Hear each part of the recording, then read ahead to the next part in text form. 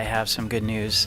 I received a promotion at Wells Fargo, so I'm now working in the government banking sector of the bank, and I work with municipalities and cities and things like that. And so I'll still be connected to CCIM, but I just wanted to let you know that. And I have a wonderful team. We're still lending, and we still have money to lend, as I always say. You know, it's really a privilege to be able to introduce David today because we've known each other 12 years.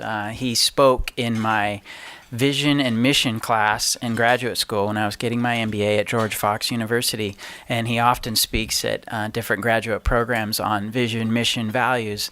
And Andersen Construction is known as the builder of choice, and there's a specific reason, and they have 9 core values that David has come up with his team to become that.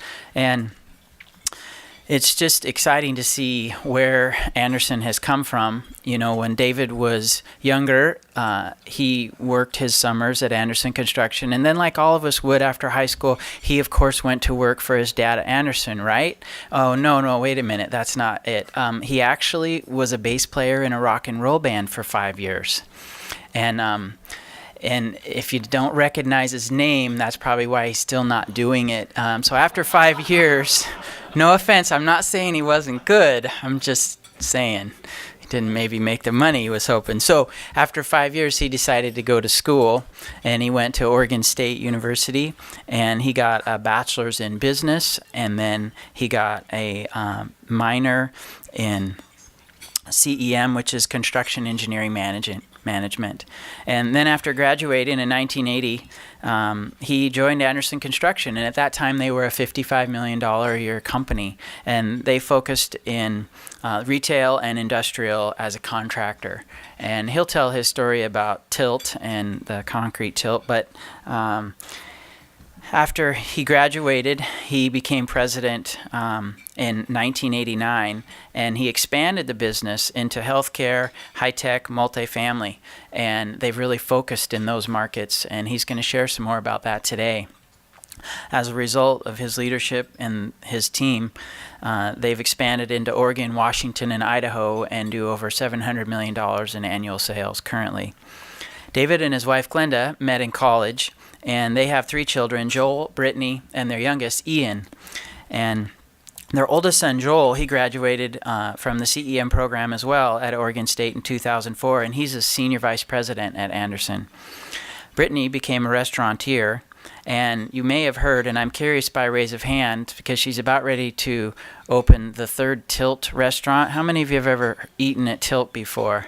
It's a pretty cool place. If you haven't, I suggest that you go. Then Ian graduated, their youngest son, from the University of North Carolina, Charlotte in 2010, and he's a project manager with Andersen.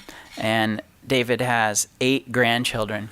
A little fun fact, you know, some of us have New Year's resolutions. I would ask for a raise of hand, but everybody would raise their hand how many had a New Year's resolution. But David and his family are somewhat competitive. And he and his sons and his wife Glenda decided to have a New Year's resolution to see who could do the most push-ups, sit-ups, and squats in January, and then the loser had to buy dinner. Well, no one wanted to buy dinner. So I'm not going to tell you who won, but I will tell you this, that David does an average of 100 push-ups, sit-ups, and squats every single day, and so far this year he's done over 27,000 of each of them. Please welcome with me David Andersen.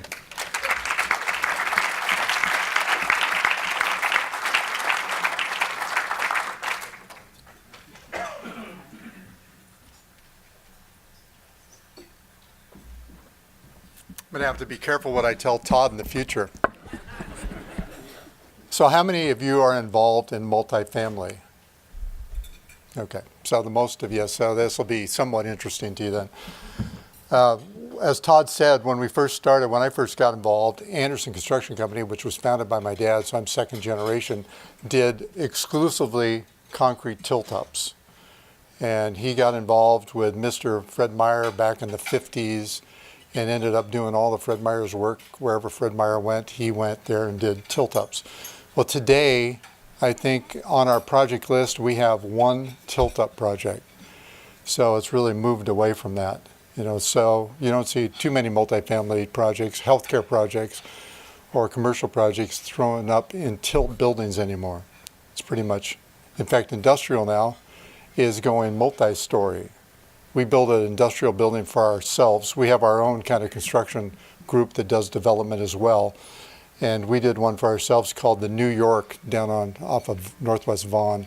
And it's a 6-story industrial building, kind of hearkening back to the old days, like all the Pearl District used to be, like just off of Burnside is all that old brick buildings and such were all multi-story industrial buildings, which somehow we all got away from and we went flat plate everywhere, which takes a ton of property, which we seem to be having problems finding industrial property anymore. So we decided to go vertical and not, again, something that we invented, something that we just pulled back from the past. So today the discussion is pretty much around multifamily and where we think it's going. Multifamily last year was almost 70% of everything we did. Now this year it's already gone down. We're moving to, we believe the market works like this, and we've experienced this a number of times over the years, is in times of good for the public people, or for the private, let's start with private. For the private people, in times of good, they're paying lots of taxes. The taxes go into the public coffers.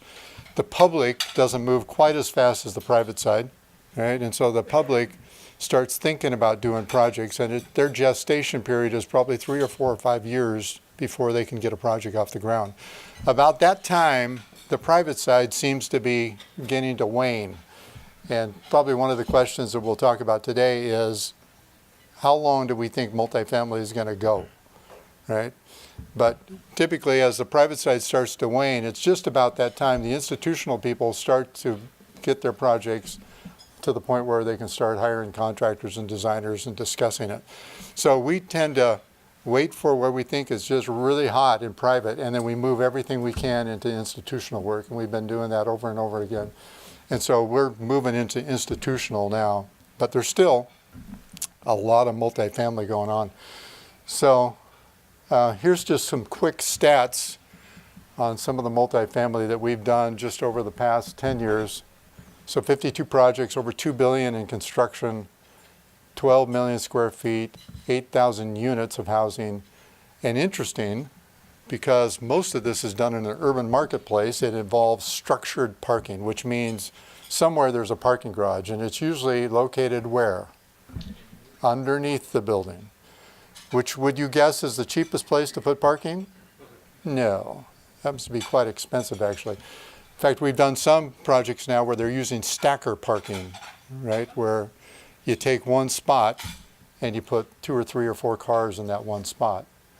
It sounds like it should be cheaper. It's really not, but we'll talk about that. Here's a project that we're involved in right now. This is on like 21st and Northwest 21st between Quimby, Northrop, down in those areas right here. So 220 apartment units, 14 stories. So what's happened is property gets more expensive. We can't go flat plate anymore. Everybody starts going vertical. And this has some structured parking. You can see how many stalls. So if you take 301 stalls into 200 units, you can see actually that's pretty well parked. A lot of them are not so well parked. In fact, how many of you have seen multifamily with 0 parking? Yeah, which makes the neighbors happy, right? It's like, well, good, these guys are moving to the neighborhood, so block out with cones. So cone sale is way up as people start to block off their parking spaces in front of their house, right? Here's another piece of the same project. So it's 2 buildings. If you've driven down there, you can see what's kind of going on. And so another 160 units. So there's going to be 360 units basically on that super block, which used to be Conway or Freight, or what was a trucking company, Consolidated Freight Trucking, right? So this is 6 stories and another 300 stalls, right? So this has got some commercial into it as well. So there's some office building. One of the old buildings that used to be Consolidated Freightway Conway has been redone completely into office. It's really a cool building, big timber structure inside, open atrium from the top to the bottom. Here's another one that we're just starting right now. This is right on the bridge off of 20th, kind of by the Lloyd Center there. and Sullivan's Gulch. The gestation period for these projects is usually a couple of years, some as many as 4 or 5 years, because you got to get it figured out, then you got to get the city to approve it, then you got to get the financing put together, and then the neighborhood in this case has to approve it. So it takes a long time. So when you think about starting a multifamily project, usually it's not like, hey, you know what, we should start a multifamily project next year. It usually doesn't work like that. I mean, it's going to take you a couple of years to get out of the ground. So right now we have backlog that's clearing to 18 and 19, for projects multifamily, because it takes that long to kind of get them going. But now look at this one, 162 condo units. So condo, now we're buying stuff, right? But look at the parking, right? So I'm parked less than 1 per unit, which if you're buying a unit now, they don't give you a parking, right? If you probably experienced this, right? If you're renting an apartment in a new project now, you pay for parking in your own building, right? If you buy a condo, you're paying for parking in your building. You're not getting it for free. And sometimes parking, we're doing some projects now where they do night parking and day parking, right? So you could rent it for the day if you're a company, like you're a commercial company, right? And you need to be there till 6 p.m. The other guy comes in and he gets it from 6 to 7 in the morning. But he gets it on the weekends too, right? So he has to be out by 7, right? So you can park it. So they charge a little bit less to the tenant for that parking arrangement, but they charge pretty much full boat to the commercial guy for the parking spot. So it's warm parking, as they call it. Sunnyside is another project we're just getting started. So if you look at this one, this is 3/1, 4/1, 5/1. So what you're seeing essentially is that we've got a layer of underground or structured parking or commercial retail it could be, and then it's how many floors above that. The city of Portland will allow you to go 5 levels of wood over a concrete deck or podium. That's the max the building code will allow. So some guys, again, because of the cost per square foot of dirt, have decided, I got to go up as high as I can go. When you get to 75 feet, you then get into the high-rise designation, which means that essentially the fire trucks only have ladders that reach to 75 feet. So if they can't reach your floor level at 75 feet, you are now high-rise. And if you go high-rise, that means all the shafts, so you get all the mechanical systems, the elevator shafts, anything that's got a shaft, stair towers, they have to be have a air system that essentially ducts out all the air, so it becomes extremely expensive at that point in time. So if you're going to go up and put in that kind of high-rise designation and have to do the air evac on all the shafts, you might as well keep going up. But you run into a problem in the city of Portland, right? A little thing called FAR, right? So you see people have sold away some of their air rights, right, so they can go up. So we're seeing, another part of the gestation period, right, is some guy, the city goes, hey, we'd love to see you go 10 stories on this thing because we think the density in that area deserves it.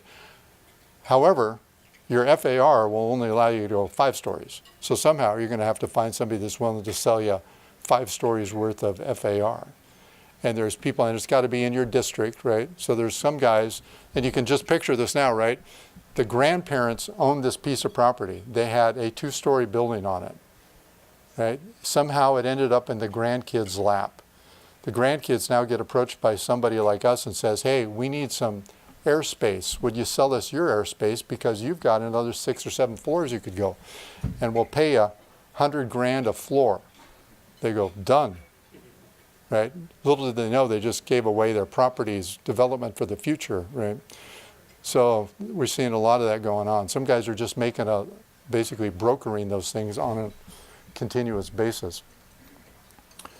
Here's one, the Vista in the Pearl. This is what we call Block 20. It's the one you see down there now. It's a White Street property. It's all condos, right? The finishes are very high. It's going to be, if you know where the Metropolitan is, the Cosmopolitan, the Pinnacle, this will be the the newest and latest and greatest, and probably the last condo project in that area down there.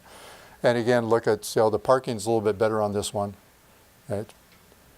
But the Pearl District was pretty well getting tapped out now in terms of projects down there. This may be the last one. There may be an apartment project. There's still one lot down there. But with the inclusionary zoning, you all are familiar with that, the IZ, so that's changed a lot of people's plans. There's actually some talk on the last piece of property down there to make it 100% IZ. All right, so build it, design it and build it so that you can do low-income housing on the whole thing. It'll be like a point tower, very narrow, small units, pretty much all studios and one-bedrooms. Here's one of the things we're seeing right now, and when we think multifamily, we also think retirement housing. And if you know anything about the St. Vincent's Hospital area off of Barnes Road, this is a huge project, and this is just phase one of a gigantic project. So 265 senior living housing, and this has got all the amenities, you know, health clubs and restaurants and medical facilities. It's a huge project. And again, look at the parking. They figure about, if you're coming to one of these places, chances are you're not driving. Here's one. This is called Block 136. This is right down off of Lovejoy. And you see the tower crane up there. It's actually two buildings. So the tall building is the housing project. The low building is kind of a timber office project. This is got, you know, just about a little under 1 per 1,000 parking, but it's going to be, a lot of the parking goes to the office and not so much to the units. Another project, the West Building, this is just going on Southeast Belmont, just getting started. So you can see this is a 5/1 wood frame stuff. So typically our philosophy is condos got to be concrete or steel. Nobody's really doing them in steel, so it's all concrete. Apartments, we don't care because apartments usually don't have a lot of attorneys that own them. Right? So that means that when cracks start to show, because wood is always moving, wood never stops moving. You probably noticed that in your houses, right? There's always cracks showing up someplace, right? Because wood is always in the warm temperature, it does what? Expands, right? In the cold temperature, it does what? That's right. So cracks are bound to happen, which in an apartment is not a bad thing because guys go, well, I don't own it, so I don't really care that much. But in a condo world, they do care, right? And so a crack shows up, and next thing you know, we have a lawsuit pending. So condos, contractors all have a 10-year statute of limitation in the state of Oregon. We are on the hook for that project for 10 years. So we put a wrap policy on it, which has a tail coverage for 10 years. But attorneys are very good. Any attorneys in this room? Okay. Attorneys are really good at, not that I was going to badmouth attorneys, because we love attorneys, right? But attorneys are really good at waiting till about the 11:59 p.m. before they file the lawsuit. So even though we got a 10-year statute of limitations, somehow they find a way to keep the thing moving. But now there was a piece of legislation passed some years ago that basically says in the state of Oregon, if you have a condo project, you are required as a homeowner association to maintain that facility up to the standards that are established for that building, whatever they are, and they have to be published before you start. Each homeowner, each unit owner, has their own obligations for their own unit. So now when you buy a condo project, we give you a book for your unit that has delineated by month, by year, what you're responsible for doing, which is check this, change that, and you have to have it done by a reputable contractor, and you have to keep the receipts for that. Because if something actually did happen, and you called us and you said you're responsible for it, we would say, show us that you did the maintenance properly. And you can't have your sister's cousin's husband who's really handy at something, you know, do it and satisfy the requirement. You also have to, if you're HOA, Homeowners Association, you have to bank the money, what they think is going to cost to re-roof, re-caulk, inquiry, whatever needs to happen, you have to collect that from your unit owners as you go, because they don't want to see all of a sudden this big bill show up because now they realize it's time to roof and they didn't collect any money. So this actuarial thing has come into all these condo units, which is kind of takes some of the pressure off of the 10-year statute of limitation. Sorry, did you say that's the city of Portland or is that the state? Well, it's across the state, but the city of Portland is the one that's basically got most of these condo units. Goat blocks, familiar with that on Belmont? It used to be the goat pasture right now, and now there's no more goats anymore. That's what's there existing. It's a big, big project. It has, 4 buildings really, and it's got the new, it's got a grocery store in it, market of choice. It's got a orchards, thank you. It's got a bunch of retail possibilities, restaurant possibilities. It's really a cool project. It's got parking stacker cranes, which are really cool. So I don't know if you've tried to use one of those before, but you drive your car up onto a pedestal and you get out and you take a little card and it takes your car away. And then when you come back, you stick the card in the machine and it finds your car wherever it may be and brings it back to you. Q21, this is one that we did for our own development group. It used to be a warehouse, right? It used to be a 40,000 square foot warehouse on that site. And now it's 200,000 square foot apartment buildings. And so we're seeing that all over the place, right? Old buildings are getting torn down, new uses being established on that. Going vertical because the property is so expensive, particularly in those areas, right? Higher and better use. We're seeing a lot of this in Seattle. And in Seattle, we're going really high. And we're going on really small property. In some cases, like an 8,000 square foot property, we're doing a 42-story building. Here's a Peloton we did off of Interstate, or Williams Avenue, rather, which is a cool project. See the space in between it? That's actually an avenue that you can walk and drive clear through the project. And it's got retail services, restaurants and such there. So it's trying to be more of a community property. 38 in Davis is another project we're working. Again, look at that. It's a 5/1. Right? The Peloton, 5/1. The Osprey, another one, 5/1. All those is crammed with units. Right? This is the South Waterfront. We just finished that earlier in the year. So it's probably the lowest rise building, or one of the lowest rise buildings in that area.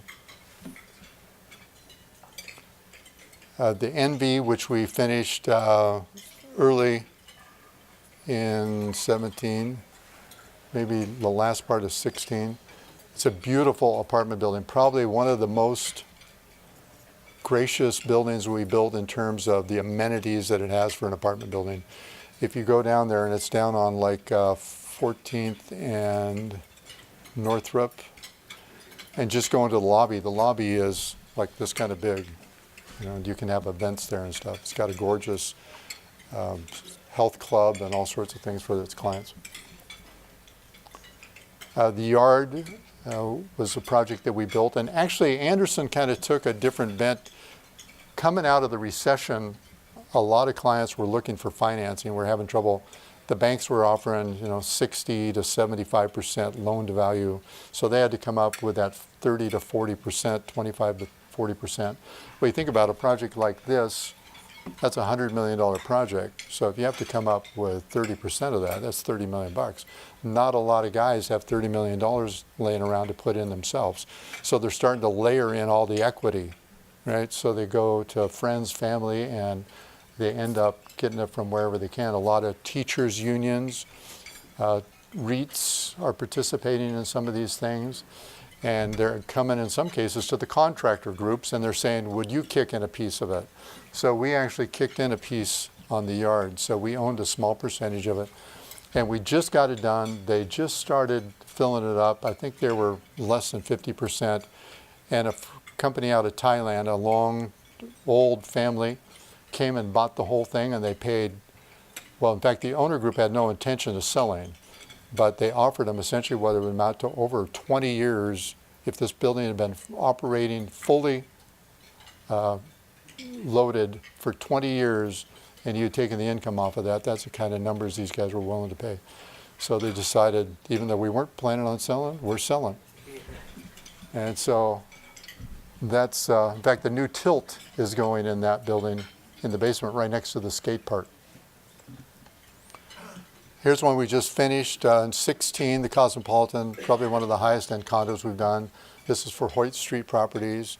It sold out within a couple of weeks. It was committed for anyway in a couple of weeks. Some guys were buying them to resell them, but a lot of people are living there now. It's a very successful project. We built, in 2007, we were doing a ton of condo projects all over the place. And Joe Weston, some of you may know Joe, Joe Weston had us build one more, which maybe show up here. It'll show up maybe in one of these slides, called the Encore, which is a radius building right over the park down there. And when Joe did the Metropolitan, which was kind of the sister building to the Cosmopolitan, Metropolitan was 22 stories, 21 stories. He had a lottery. That's how hot the market was.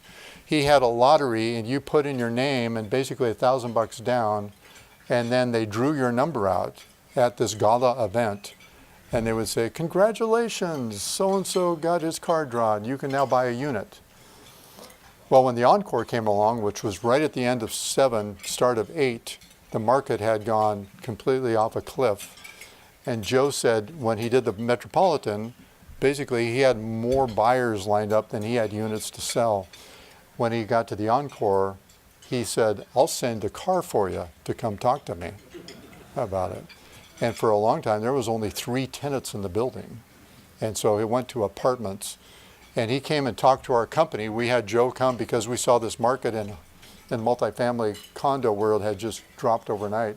It was literally a cliff had appeared and everything went off the cliff. So we had Joe come to talk to our people because we wanted to hear firsthand from a developer how this world was really changing. And Joe said, I don't think there'll be another condo built in the city of Portland in my lifetime. Well, since he said that, we have built 2 more for him. So that's how quick the market has changed and recovered. Here's another project that we're just going right now in John's Landing. Again, it's a 5/1 kind of a project. Here's Block 17, which is something we finished in 2016. California developer, very successful project. The South Block, this is a project we did in Salem, finished in 16, 5/1. Here's the Andy, a student housing project that we did down in Eugene. And it's kind of a funny project. Student housing is great for about 9 months out of the year. And then something happens. And so what you do is you put in 12 months into their rate that they pay for 9 months. Right? And then you hope to get them to come back or get somebody to come back the next 9 months. Here's the Addy project, which we did. Again, this was one of those where it was an old building. It was like a couple little buildings, and somebody bought it, pieced it together in one block, and built the Addy. They had no intentions of selling it, but a big teachers trust, I think, came along, or insurance company, I think it was actually, and bought the thing at a price where they couldn't afford not to sell it, so they sold. Aza Flats, this is right on Lovejoy, right? Successful project. Again, see the parking ratio. Here's the Encore. That's the one that the last one we did for Joe before when everything went off the cliff. I mean, can you imagine 3 tenants in that building for quite a while? 937, which is right on Everett. We did that a few years ago, very successful. And now we're doing, for the same client, we're doing the one that's called Sullivan's Gulch. The Westerly, this was a project that's right at 23rd and Burnside, basically, which is a really cool spot. In fact, I told my wife if I was ever going to own a condo, it'd be in the Westerly, because it's like you're in the neighborhood. And she goes, really, let's do it. And I go, no, I don't want to do it. But I said, if I ever did do it. The Metropolitan, which was the first high-rise condo building in the Pearl District. Now, it was 19 stories. It's now been supplanted by the Cosmopolitan, which is 27 stories. The Wyatt, this was built for a guy named Bob Ball, and Bob originally was going to make it all condos, and he saw the cliff coming in '08, so he sold it to a California group that converted it all into apartments, and now it's quite successful. The Emerald, this is one we're just started on in Seattle. So these are skinny towers, look at 41 stories. They've got a smaller kind of commercial building associated with them. 4 levels down in the ground, 8,000 square feet. So basically, as you drive your cars, you kind of screw your way down into the ground, right? Well, it's 7 levels of underground parking, excuse me. Connects, this is a tower we just finished, and this is another one where Andersen was an investor in, and very successful.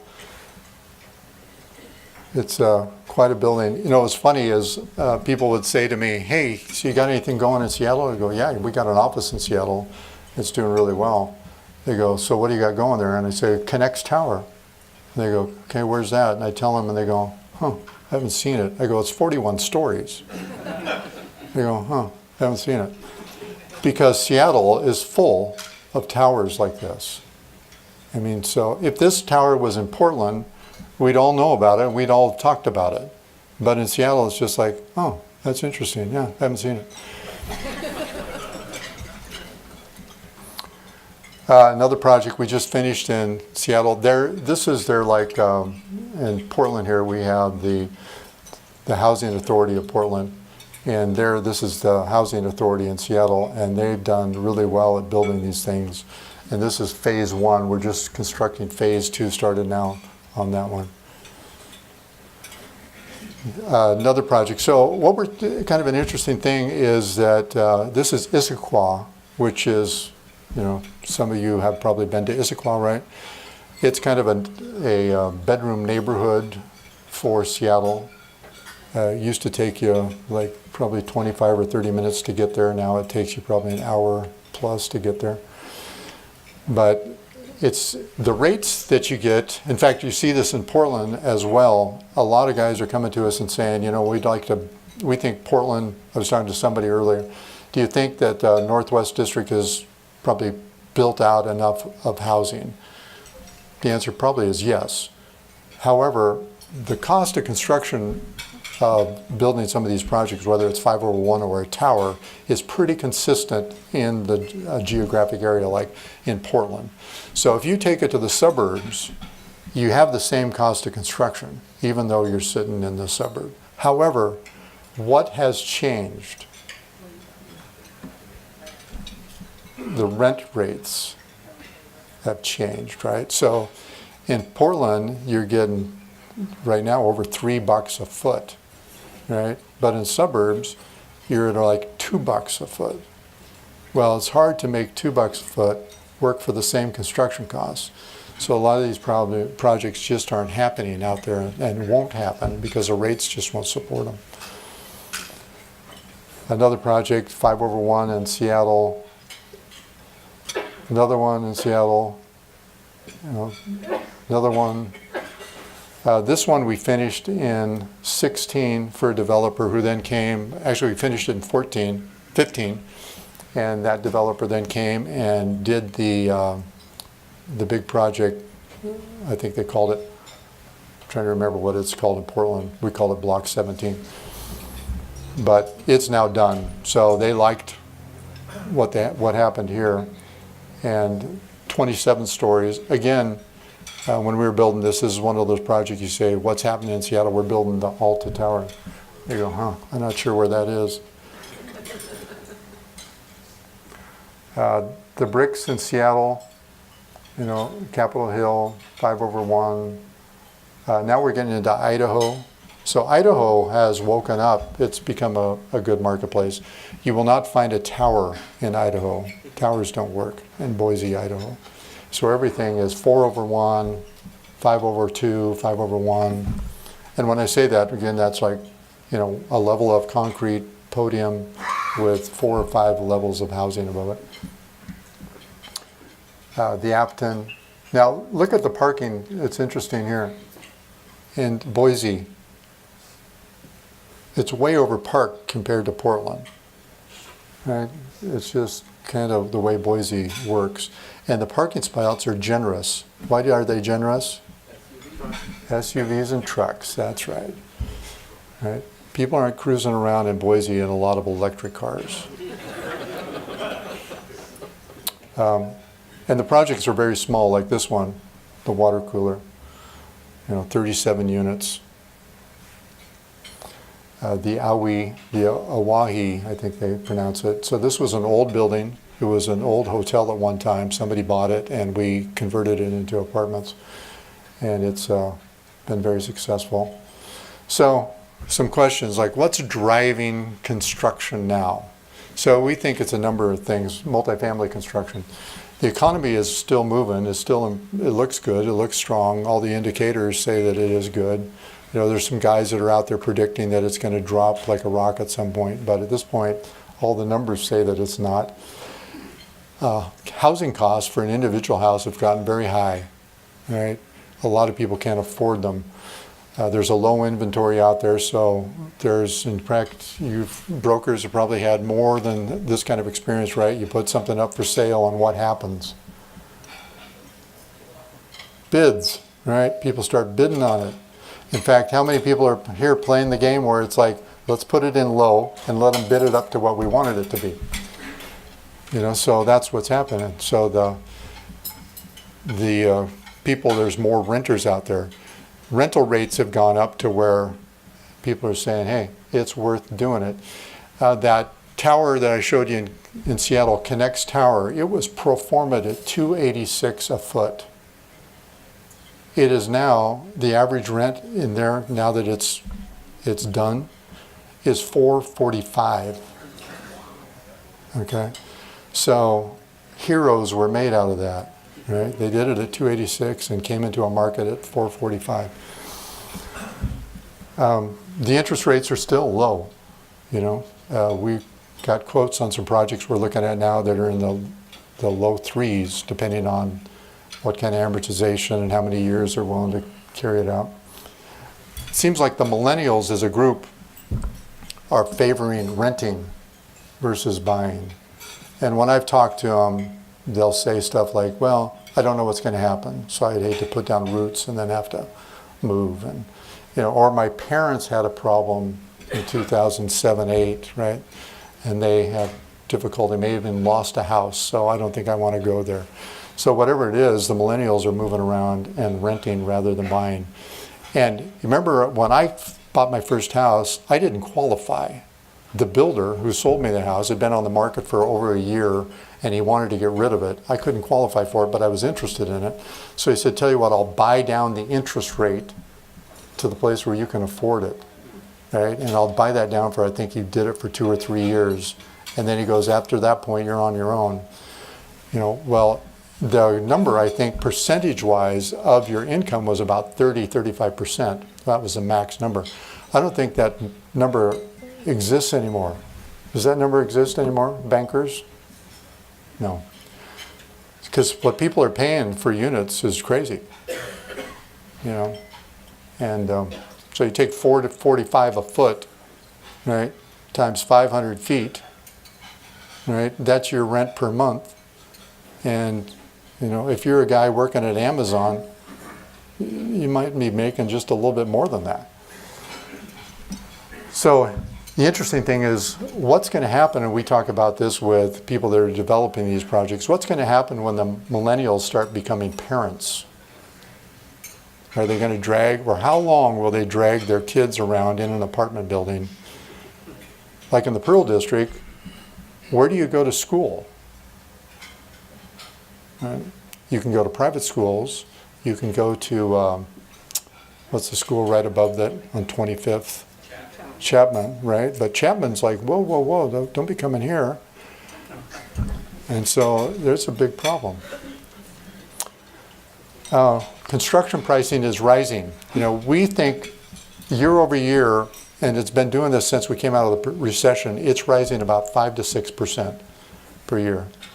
Now, interesting enough, one of the projects I showed you there is, in fact, a bunch of those 5/1s. We did one finished it in 2013. Basically, we've repeated that project for different clients since then. We went back, our estimators went back, and they analyzed the cost of that project in 2013 to the cost of the project in 2017. And they found out that same project has gone up 10% a year. Right? So you think about that again. If you got a $10 million project and it goes up 10% a year, that's some serious money. Right? So prices are rising, and we're seeing spikes being thrown at the market by subcontractors. What happened in 2008, right, is if you were in the construction business, you were probably not in the construction business in 2009, right, because it just didn't exist. And so the guys who were kind of the marginal subcontractors, they just went out of business. And unfortunately, now what's happened is we can't find workers, right? Because a lot of those workers re-establish themselves as something outside of the construction industry. And so they don't exist. So now the subcontractors are there who hadn't made money for a long time are starting to make money. And now it's kind of like, oh, you want me to take this project? Okay. But they just throw crazy numbers at it. And some owners are going, okay, I got to get this thing going, so I'll absorb those crazy numbers, a spike thrown at us by subcontractors. It really has nothing to do with material pricing or labor pricing. Now, in Seattle, we've had some interesting things, like the Teamsters went on strike a little bit ago, and they only lasted for a week. They were asking for a bunch of money to go into their pension and their retirement plans and some of the benefit plans, plus a wage increase, and they're taking full advantage of the markets at full employment. And basically the Teamsters support construction through the concrete side.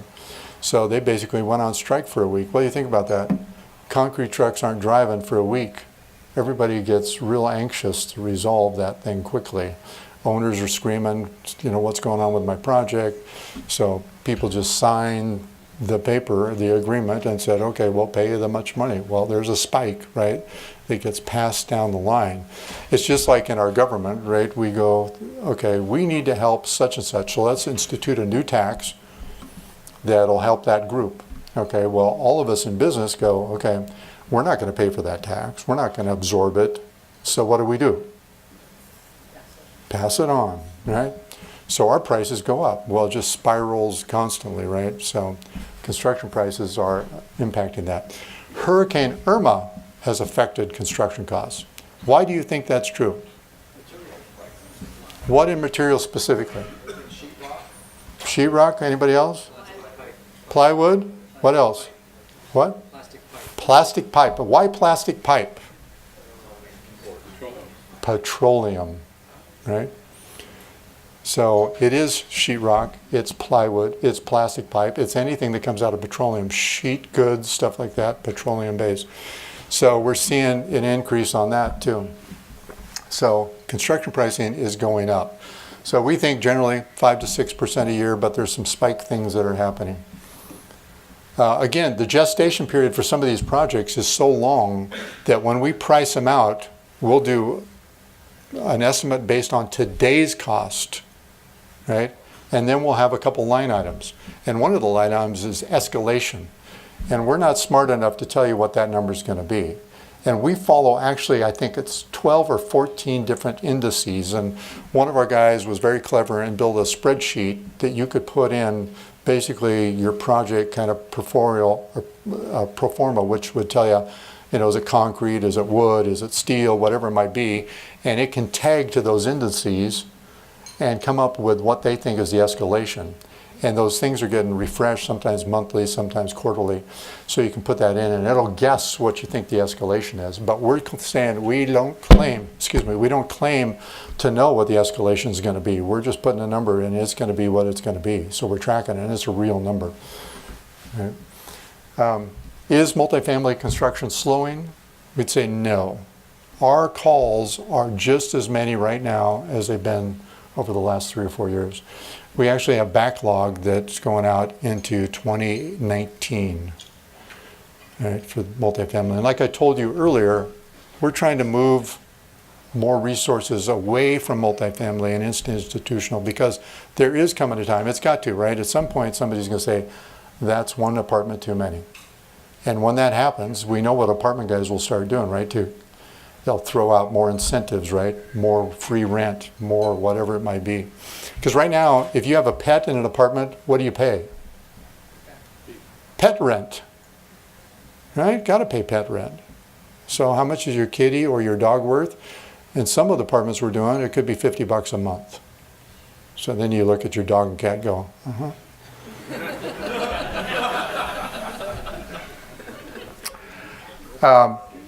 In metropolitan areas, all the projects now are going more and more, because of the cost of the dirt, going vertical, right? So that high-rise designation I told you, that when you get past 75 feet, everybody's going, okay, if we're going beyond 75 feet, we better go way up, which gets you sometimes FAR, things get involved, stuff like that.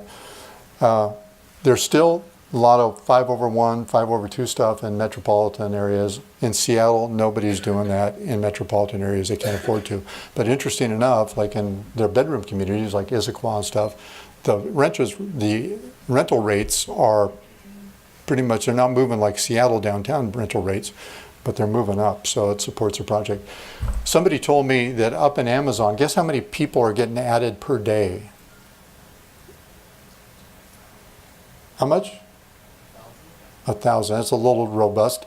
How about 400 a day Amazon's adding? Think about that. Somebody told me that in Seattle, it's growing by 120,000 people a year. 10,000 a month. Well, so Seattle's like, keep building them. In second quarter of this year, 2017, they added 7,000 apartment units. 7,000 apartment units came online in Seattle.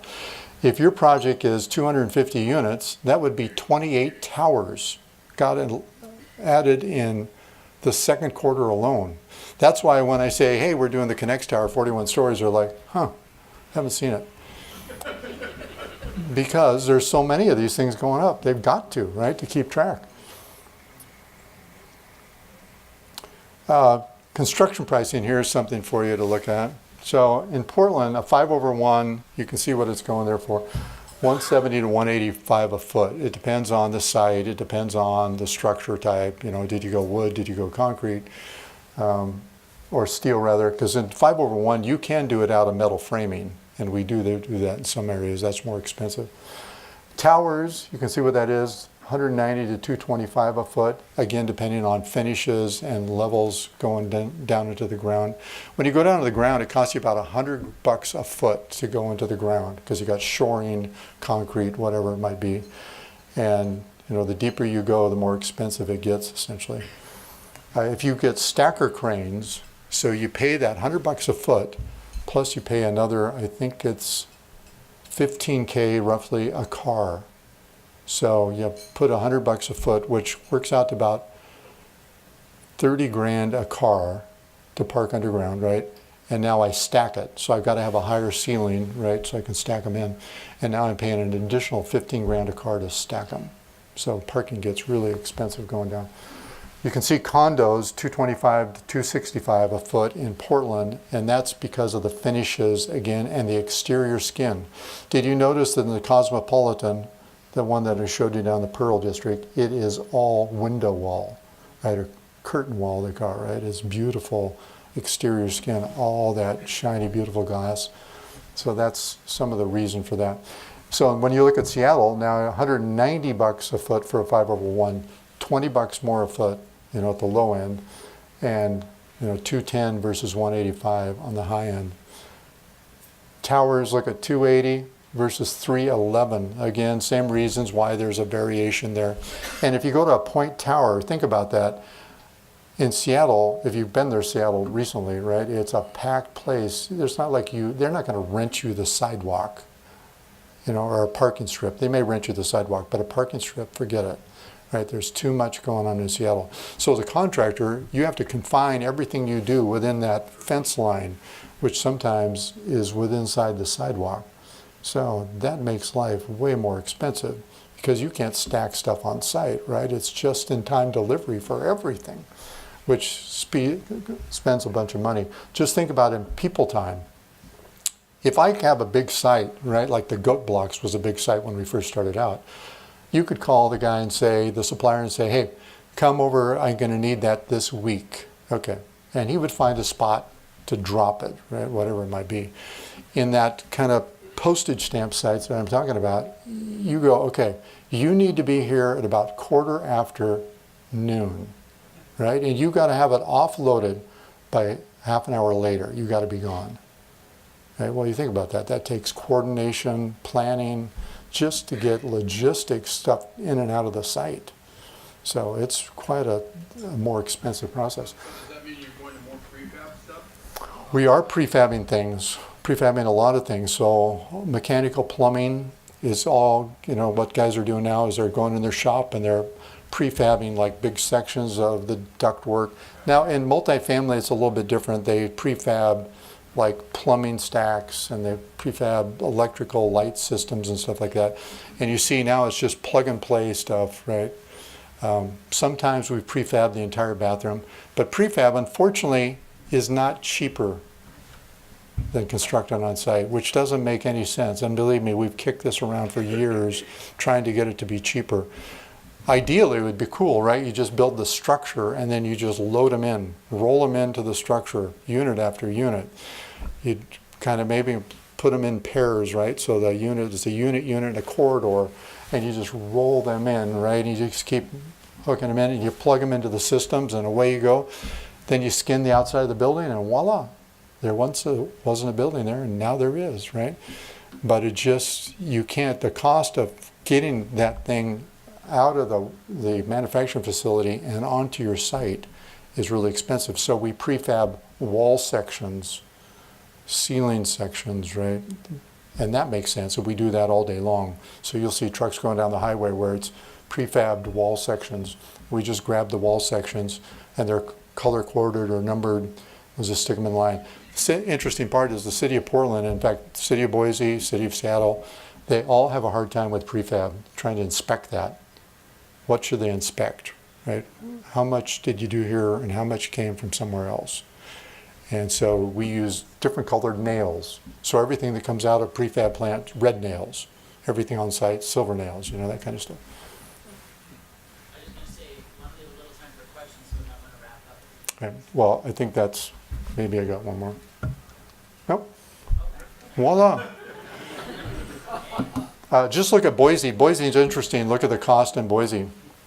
Boise is a right to work state. That means essentially there's union guys there, but it's not run by the unions. Right? So the pricing is way cheaper. The rent rates in Boise are much cheaper. So in the city of Portland, it's probably at $350 a foot now for rent. If you go suburban, you can get it for maybe $1 less. In Boise, downtown, it's $1.75.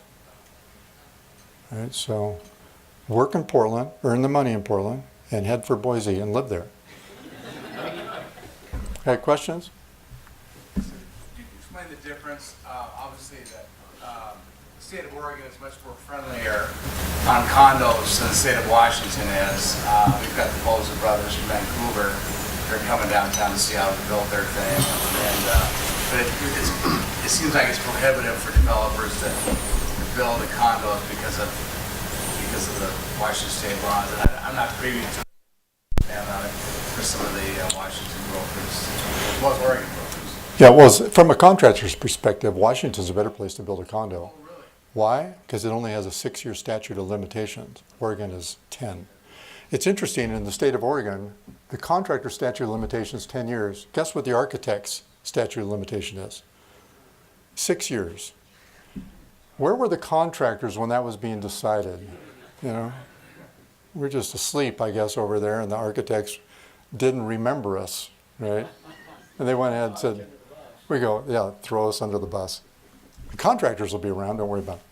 Hey, David, are you guys seeing a lot more cross-laminated We're actually doing a couple of cross-laminated projects right now. We're doing one for Oregon State University, their new forestry engineering building, all cross-laminated timbers. We sent a whole contingent of people with Oregon State. There was like 20-some people that went to different countries in Europe looking at the cross-laminated.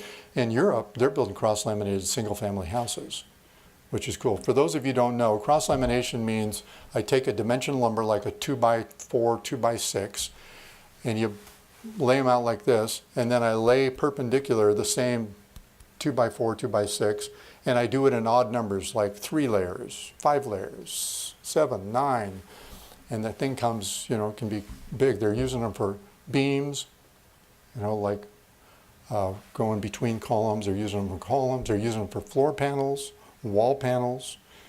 Right now, it's incredibly expensive, right? But the day's coming, we believe, the state of Oregon will turn back on their timber industry, and we can get that price to come down. There's a company out of Roseburg that's starting to do it now on a small scale. In Europe, they're doing it on huge scales, and it's pretty amazing. So we took all this contingency back there so they could see how it's being done there and try to duplicate that here in the States. How much cheaper is that CTL in Europe versus domestically? You know, I'm not privy to the number, but they've got it down pat. You know,